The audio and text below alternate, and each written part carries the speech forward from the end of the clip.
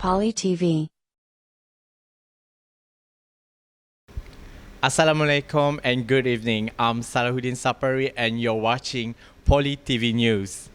POLITEKNIK KUCHING Sarawak has been given the honor to organize a national event called Police Voice. The event has been organized for 3 consecutive years since 2017 by Polytechnic Shah Alam. In the previous year, Polytechnic Malaysia has been collaborating with local media agencies like RTM, Bersama, Astro and Media Prima in effort to promote or encourage communication skills among students of Poly Malaysia.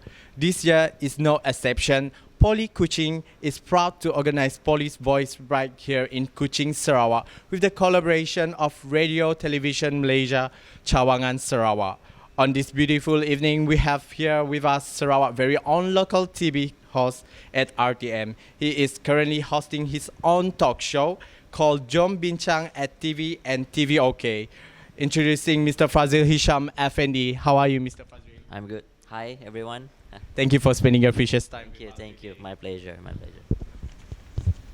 So, Mr. Fadzril, we've been informed that you're doing right now as a TV host and an actor. So, Mr. Fadzril, how long have you been a TV host? Has been quite some time, since 2013, I guess. That was my very first experience as a TV host. It was a travelogue. It was unplanned audition with my friends calling me out. Hey, let's go for an audition in RTM. So I wasn't really prepared, but then I just go because I want to accompany my friends. And I have been for quite some time wanted to become a TV host. Actually, my first ever ambition is to become a sports announcer, doing like football and soccer. But then it's a chance to become a TV host, and then I tried. From there, the rest is history. So I do, I think, 3 travelogues, and then 2 live talk shows, not to mention the other shows like doing the state election, even the national elections, and other shows as well. So, Mr. Fadzril, what do you think the most interesting part as a TV host? When it comes to actually be able to interact with your audience, even when you talk about TV host, it's totally different from doing an MC. You don't see your audience, you don't see their reactions. So it's very important for you to actually establish a personality that is very lovable, for you to be able to bring the topic to make it interesting, no matter what the topic is. So make sure that those are the information that people need to know. Those are the informations that is very important, that can give effect not only to the audience watching, but to the humanity as well. So, what does it mean by what you mean by just right now? You say about a personality. What does you mean by personality that required to be a great TV host? People always talk about being a TV host. I'm not good enough. I'm not handsome enough. I'm not beautiful enough. I'm not pretty enough. I'm not tall enough. I'm not bulky enough. But it's not about that. It's totally different about acting. Even acting right now, they are very open towards gender equalities, about physical and personalities. When we talk about personality, I think that is most important part compared to physical and other factors. People look at you and they are supposed to like you. How are you going to make them like you? That is depends how you portray your personality. How is your smile? How do you talk? How do you actually pronounce every word? Do you have your own style? Do you have your own trademark? That is what we talk about personality and why it is very important to become a TV host. I've been mentioned that you actually graduated from Bachelor's of Finance from University Malaysia Sarawak. So how actually you can involve yourself into this entertainment industry? Yeah, I know. I also don't believe that at the very first beginning. When I was graduated from Bachelor of Finance back in 2012. So probably the correct career path for me is to working in the financial sector. And I do have experience working in financial sector. I was in insurance line. I was in banking sector for 2 years. But then when I look at it, TV host has always become my passion. So when I grabbed the opportunity as a TV host, actually 1 year after I graduated, I know that this is something that I fell in love with. So even though I studied in finance before. I still use the experience up until today for, of course, to manage your finance. And I have another full-time career as well, which is very highly related to finance. But I will never regret doing finance and also pursuing my dream to become a TV host at the same time. So you're doing a TV host as a part-time or full-time? When it comes to TV hosts, a lot of people thinks that I do it for full time, but no, technically it's no, because I have my own full time job as well. So becoming a TV host is a side job, but that is something that I actually love so much and enjoy to do up until this day.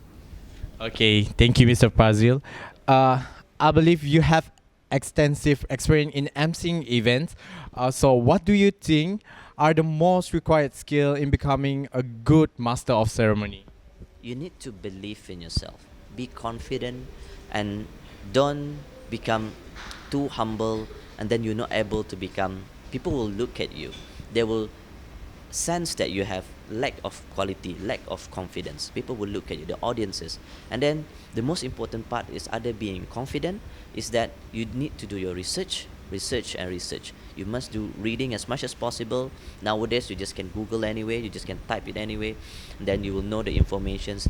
Make your full preparations before you're doing the show, before you're actually meeting with the person you want to interact with. And I think with those qualities, with those characteristics, you will become a very good TV host.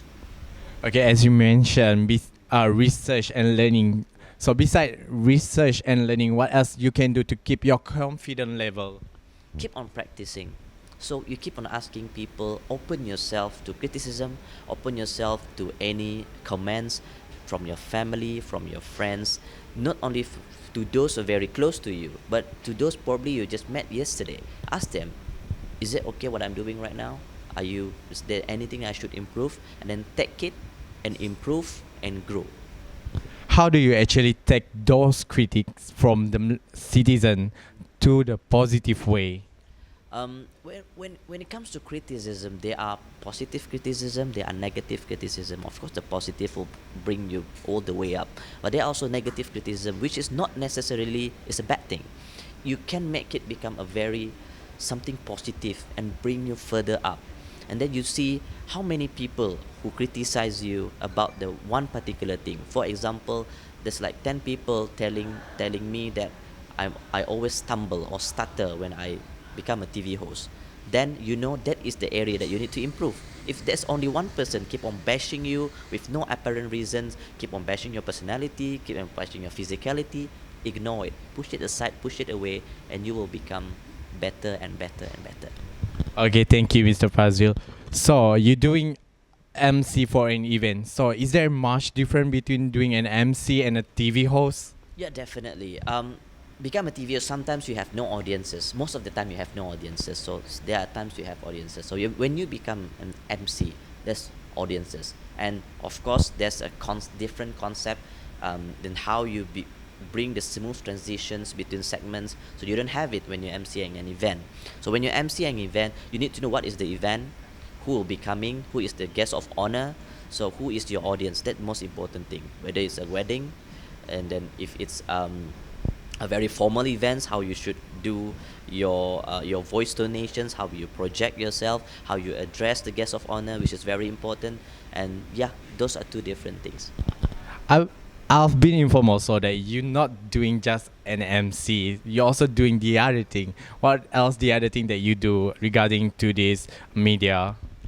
In this industry, the interesting part is once you start in this industry, when you dive in, it's hard to actually to avoid to being involved in other things. So yeah, I do script writing, travelogue, documentary, where you need to do a lot of research, and then I also do voiceovers, and I also involved in newscasting. That's very recently. Mhm. So you mentioned a voiceover. What actually voiceover is? Voiceover, there's a lot type of voiceover. If you watch any cartoons, so doing voice in the background, there's one of it. There's also advertisement, there's also jingles, there's also promotion. Datanglah ke lebuh raya kami. So something like that, you're doing voiceover. Or it could be just a documentary. probably talking about the Pan Borneo. So you'll be the voice behind it, explaining what are the audience are currently watching. So you're doing a script writing and a voiceover. Is that much different than what you're doing? Like the man you're doing is TV host, right? Is there any much different from what you're doing? Yes, definitely. You know, when you involve in different parts of TV shows, or you involve in different aspect, different work, different scope of duty, sometimes you tend to get confused. So it's very important to distinguish what is the most important part in their job. Doing voiceover, I will focus on the script, I will focus on my voice donation, but not the expression. People will not will look at your expression, but that doesn't mean you will need to exclude it all the way. Imagine doing voiceover with expression, so people can hear your voice even though they don't look at your face. So yeah, these are two different things.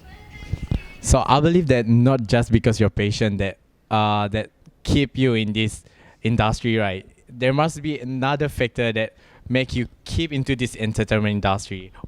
Can could you share with us that the other factor that keep you into this entertainment industry? Passion definitely is number one. And then, of course, my family members are very supportive towards my ambitions.